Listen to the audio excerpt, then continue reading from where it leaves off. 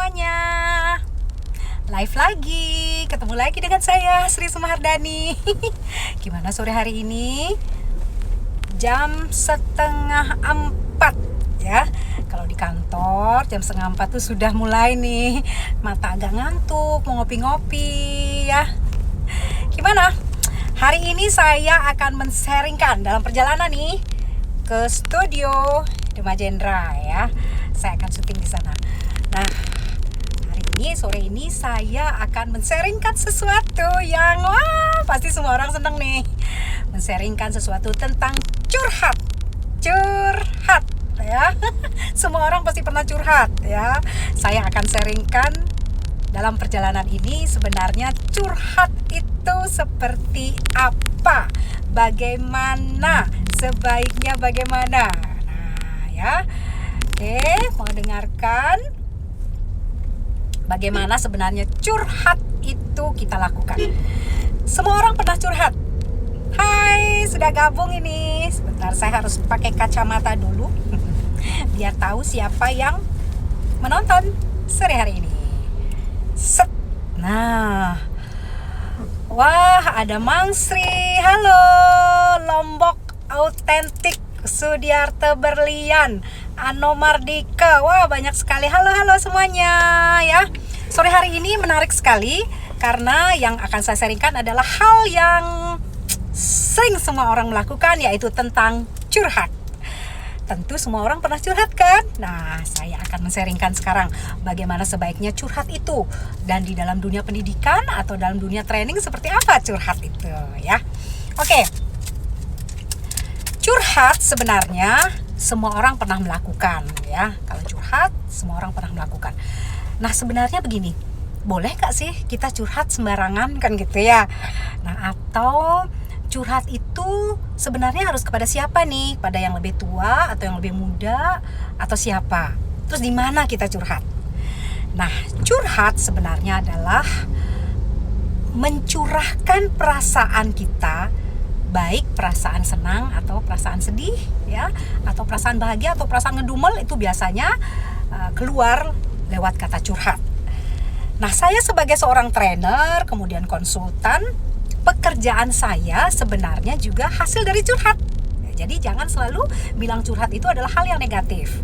Karena saya sendiri pun sebagai seorang trainer juga hasil dari curhatan para calon klien atau klien saya terhadap kami di tim Sri Sumahardani Academy ya. Jadi mereka curhat nih, sumpah, Bu Sri, saya di kantor saya mengalami hal ini. Nah, itu kan curhat namanya ya. Jadi dari hasil curhat itulah saya membuat materi. Dan materi-materi itu agar sesuai dengan kebutuhan calon klien saya buatkan, sehingga hasil dari curhat calon klien kepada saya dapat terjawab ketika saya memberikan materi. Nah ya, jadi yang namanya curhat jangan selalu melihat dari segi negatif ya. Nah, sekarang begini, pertanyaannya begini, curhat sebaiknya kita kepada siapa? Banyak yang tanya gitu, Bu Sri, kalau saya curhat sama Bu Sri boleh nggak ya gitu ya? Boleh ya. Curhat sebenarnya boleh dilakukan kepada siapa saja ya. Oke, yang pertama nih, ada yang nanya biasanya, Bu Sri, kalau saya curhat dengan orang tua boleh nggak? Punya perasaan, pokoknya kita anggap curhatnya itu adalah yang sedih ya, yang sedih. Biasanya kan curhat itu lebih kepada yang bersedih ya, atau permasalahan gitu ya. Nah, sebenarnya kalau curhat dengan orang tua itu bagus ya, boleh ya, boleh dan bagus juga. Namun ada namunnya ini ya. Saya kok kasihan ya kalau umpamanya yang curhat itu sudah usianya sudah dewasa gitu ya, sudah 20-an atau umur 30-an 40-an, curhat kepada orang tuanya yang sudah tua gitu ya. Kasihan kalau saya. Orang tua itu kalau dicurhatin, orang tua ini kalau dicurhatin, dari pengalaman saya, dia akan jauh bebannya lebih berat daripada yang curhat. Nah, karena yang curhat adalah anaknya, curhat kepada orang tuanya ya. Jadi orang tuanya ini lebih terbebani ya, terbebani karena curhatan dari anaknya. Padahal nih, seumpama hari ini umpamanya anaknya curhat, besok sudah menemukan jalan keluar gitu ya, anaknya mungkin sudah lepas gitu, tapi orang tuanya masih kepikiran gitu ya. Jadi bijak-bijak ya, ketika kita mau curhat dengan orang tua, pikirkan dulu apakah itu tidak membawa orang tua kita malah beban. Ya, jadi curhat kepada orang tua boleh, tapi dilihat dulu kadarnya. Kalau orang tuanya baperan gitu ya, jangan-jangan yang lebih stres orang tuanya daripada anaknya ya. Hati-hati makanya ya, curhat dengan orang tua. Mungkin saja orang tua kita tuh mau dicurhatin ya, tapi yang lebih sakit hati biasanya kalau ada hal-hal curhat yang dari anaknya, dia akan terbawa.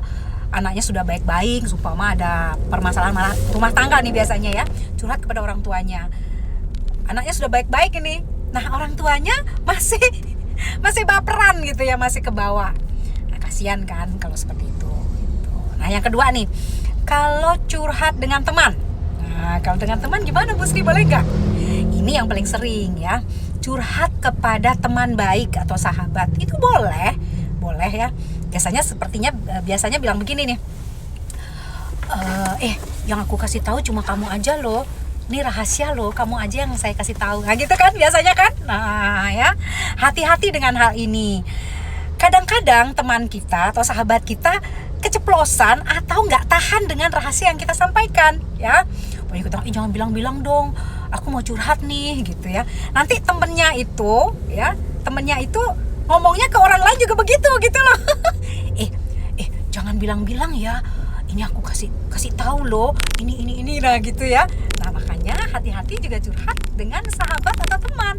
Kadang-kadang maksudnya mungkin bukan jelek, maksudnya dia juga ingin cari jalan keluar dari orang lain, tapi rahasia yang kita bilang kepada dia kok malah diceritakan sama orang lain gitu loh.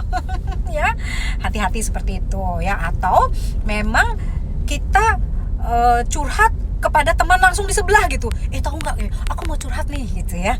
Hati-hati seperti itu, karena kita belum tahu sifat teman kita seperti apa. Jangan-jangan curhat yang menurut kita rahasia, yang tidak bisa dipublish, malah publish ke orang lain, orang banyak tahu, malah kita sendiri yang jadi malu ya. Jadi curhat yang kedua kepada teman, sahabat, hati-hati ya. Nah terus kalau curhat kepada atasan boleh nggak? Nah ini sering ya, punya permasalahan kantor nih, terus curhatnya kepada atasan ya. Boleh saja kepada atasan ya, tapi kembali lagi, seorang atasan kalau dicurhatin masalah itu biasanya kurang suka ya. Kalau dicurhatin masalah kurang suka, karena atasan kita sudah banyak sekali juga memikirkan hal lain. Biasanya kalau atasan tuh senangnya solusi, bukan masalah. Jadi ketika kita punya masalah terus curhatnya ke atasan, jangan-jangan atasan kita ngedumel nih, tiap hari curhat aja gitu, nggak pernah beres kerjaannya gitu nanti ya.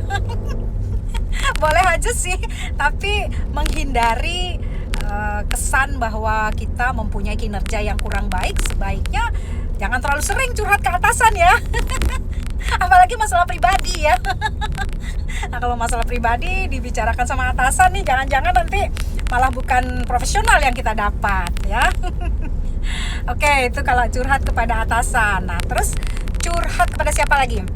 Nah ini nih yang paling penting nih, yang paling sering terjadi fenomena saat ini adalah orang itu sering curhat di media sosial. Waduh, no ya.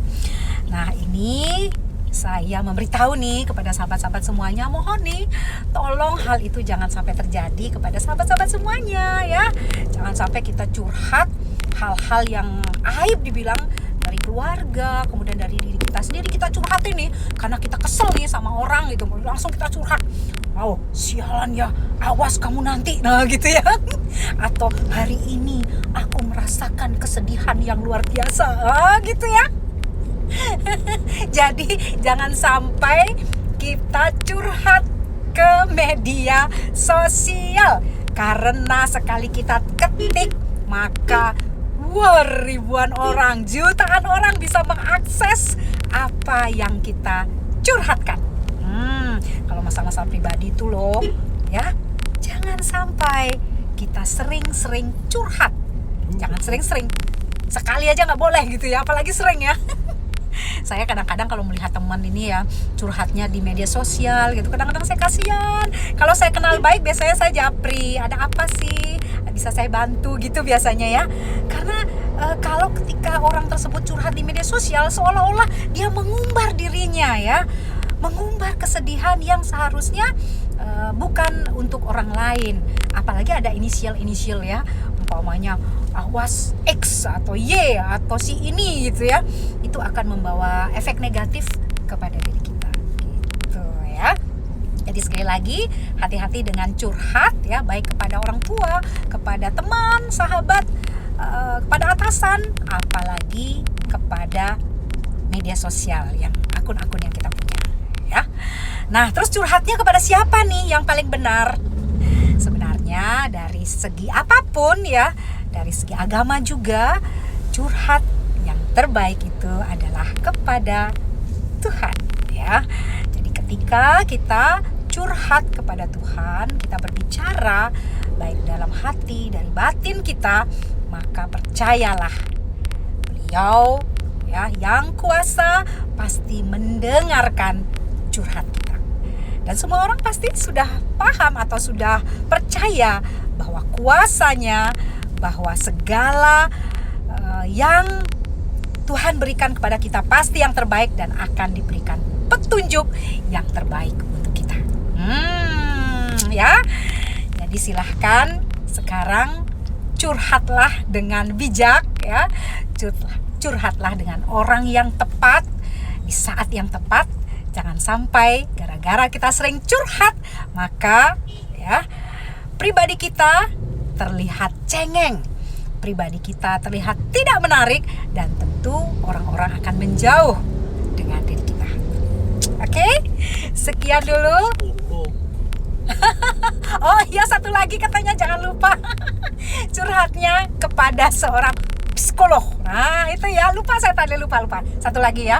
Jadi ketika kita mau curhat, sebaiknya cari orang yang benar, yang tepat, yaitu ahli di bidangnya. Siapa? Psikiater, psikolog.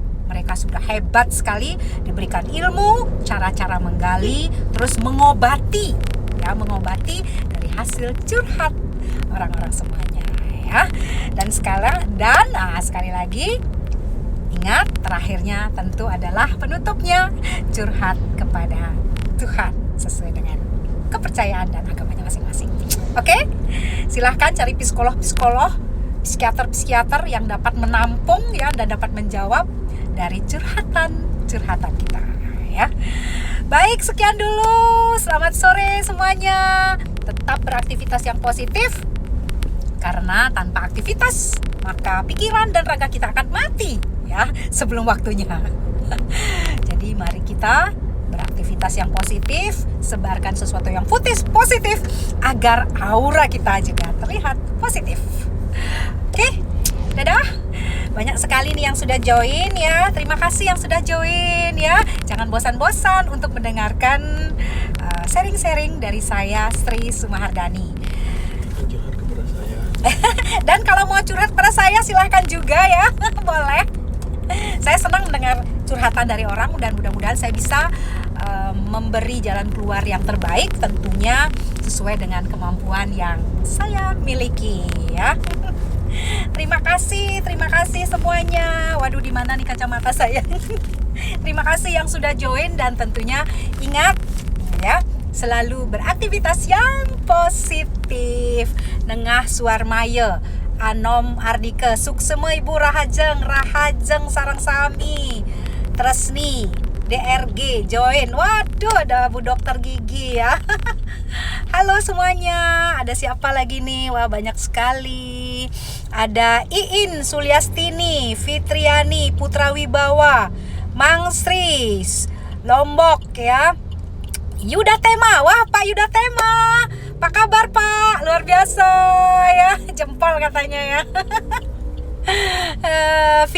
Mbak Vina ya. Ini ada juga Eriana Eka Putra ya. Wah, dan banyak lagi. Oke. Sekian dulu dari saya sudah mau nyampe nih, mau syuting ya. Doakan biar aktivitas saya juga sukses, dan sukses untuk kita semuanya, bahagia untuk kita semuanya. Dadah, sampai jumpa lagi. Salam senyum sang penyihir Sri Sumahardani. Ingat ya, subscribe channel YouTube saya ya, Sri Sumahardani. Banyak sekali ada sharing-sharing di sana.